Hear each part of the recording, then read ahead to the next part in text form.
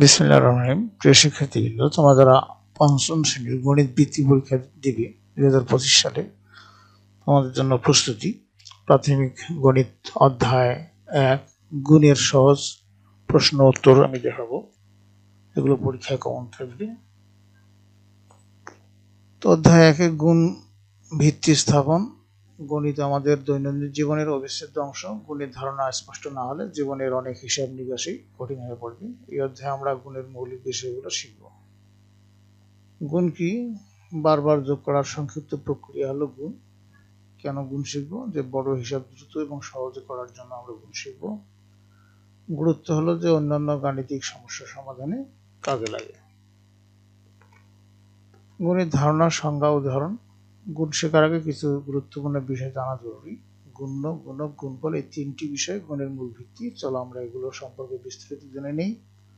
গুণ্য কাকে বলে? যে যাকে গুণ করা হয় তাকে গুণ্য বলে। যেমন 5 গুণন 3, তা 3 5 15। এখানে 5 হলো কি? গুণ্য।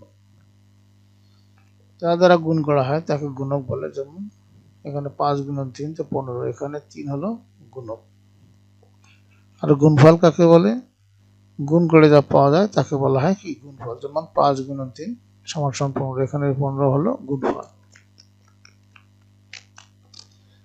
এবার আমরা গুণের সূত্র এবং বিশেষ নিয়ম আমরা শিখব। গুণফলের সঠিক ফলাফল পেতে আমাদের কিছু সূত্র এবং বিশেষ নিয়ম মনে রাখতে হবে। এই নিয়মগুলো গণিতে আরো সহজ করে তোলে। গুণফল নির্ণয়ের সূত্র হলো গুণ্য গুণন গুণক সমান সমান সমান হলো গুণফল। শূন্য দিয়ে গুণের নিয়ম হচ্ছে যে কোনো সংখ্যাকে শূন্য দ্বারা গুণ করলে গুণফল সর্বদা শূন্য হবে। দৈনন্দিন জীবনে গুণের ব্যবহার। গণিত শুধু বইয়ের পাতায় নয়, আমাদের প্রতিদিনের জীবনেও এর ব্যবহার অপরিহার্য। কিছু বাস্তব উদাহরণের মাধ্যমে আমরা গুণের ব্যবহার দেখি। আয়ের হিসাব। একজন ব্যক্তির দৈনিক আয় হলো 250 টাকা। তার এক মাসের আয় বের করতে হলে কি করতে হবে? যে একদিনের আয়কে 30 দ্বারা গুণ করতে হবে। কাগজের হিসাব।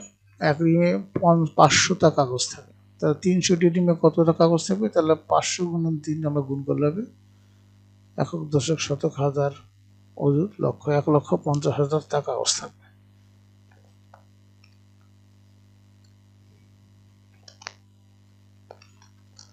এরপরে আমরা সংখ্যাকে গুণ, অর্থাৎ কিছু গুরুত্বপূর্ণ অঙ্ক, যেমন বড় সংখ্যাকে গুণ করার কঠিন মানে হতে পারে, অর্থাৎ বড় সংখ্যাকে গুণ করা কঠিন মনে হতে পারে, কিন্তু সঠিক নিয়ম জানলে তা খুবই সহজ। চলো কিছু গুরুত্বপূর্ণ অঙ্ক দেখে নিই। এক হলো ক্ষুদ্রতম সংখ্যার গুণ। 4 অঙ্কের ক্ষুদ্রতম সংখ্যাকে 9 দ্বারা গুণ করো। গুণ করলে কি হবে? এই 4 অঙ্কের ক্ষুদ্রতম সংখ্যা 1 1 3 0 গুণন 9 গুণ করলে হবে 9 0 0 0। বৃহত্তম সংখ্যার গুণ। গুণ্য 3 অঙ্কের গুণক বৃহত্তম সংখ্যা 3টা নয়, এবং গুণক 3 অঙ্কের ক্ষুদ্রতম সংখ্যা 1 1 2টা 0 হলে গুণফল হবে এখানে 9 গুণন 100 সমান সমান হবে 9 0 0। নির্দিষ্ট সংখ্যার গুণ। 2170কে 110 দ্বারা গুণ করলে গুণফল হবে 2170 গুণন 110 সমান সমান হবে একক, দশক, শতক, হাজার, অযুত, লক্ষ, 2,38,700।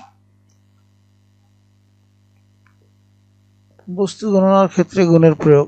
বিভিন্ন জিনিস বা বাস্তব মোট সংখ্যা নির্ণয় করতে গুণ ব্যবহার করা হয়। এটি আমাদের জীবনকে আরো সংগঠিত করতে সাহায্য করে। ব্যাংকের টাকা হিসাব। এক বান্ডিলে 100 টাকার বা 100 নোট থাকলে 5 টাকার 5টি বান্ডিলে কত টাকা থাকবে? 100 গুণন 5 গুণন 5, তাহলে থাকবে কত? 2,500। সাইকেলের মূল্য। একটি সাইকেলের দাম যদি 48,050 টাকা হলে 10টি সাইকেলের দাম কত? তাহলে 48,050 গুণ 10, তাহলে হবে 10 শতক হাজার, 4,85,000 টাকা। এখানে তোমাদের সাইকেল এবং টাকার বান্ডিল দেখানো হয়েছে। বৃহৎ পরিসরে গুণের ব্যবহার। বড় বড় সংখ্যাকে বস্তুর হিসাব নিকাশে গুণের গুরুত্ব অপরিসীম। এই উদাহরণগুলো থেকে আমরা আরো ভালো ধারণা পাবো। চালের গুদাম। একটি গুদামে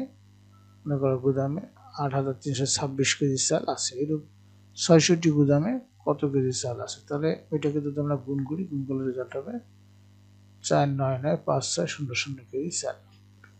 চারা গাছের আমরা হিসেবে একটি নার্সারিতে 2538টি চারা গাছ আছে, এরূপ 482টি নার্সারিতে কয়টি চারা গাছ আছে? তাহলে এটা গুণ করলে হবে 1 2 2 3 3 160টি চারা গাছ পাওয়া যাবে।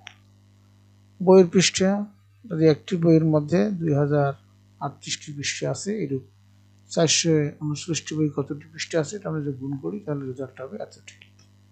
আশা করি তোমরা বুঝতে পেরেছ। প্রিয় শিক্ষার্থীবৃন্দ, এই ছিল আজকের আমাদের প্রথম অধ্যায়ের ক্লাস, গণিত ক্লাস। তো তোমরা অঙ্কগুলোর নিয়মগুলো ভালো করে শিখবে, তোমাদের পরীক্ষা অনেক ভালো হবে। তোমাদের সার্বিক মঙ্গল ও সুস্বাস্থ্য কামনা করে আজকে এখানে বিদায় নিচ্ছি। খুদা হাফেজ।